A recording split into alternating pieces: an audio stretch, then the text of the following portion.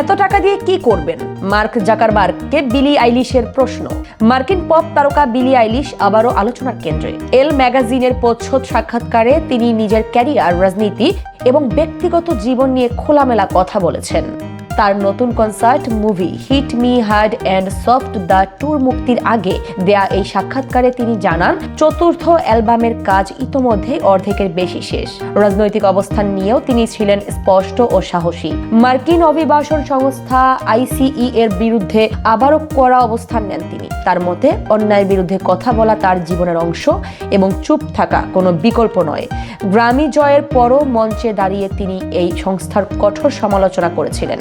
ধনকুবেরদের অঢেল সম্পদ নিয়েও সরব বিলি। মার্ক জাকারবার্গের উপস্থিতিতেই তিনি প্রশ্ন তোলেন, এত সম্পদ কেন জমিয়ে রাখা হচ্ছে?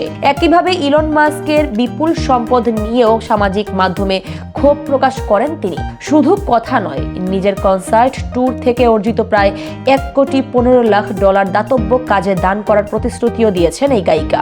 ব্যক্তিগত জীবনের গুঞ্জন নিয়েও কথা বলেন তিনি।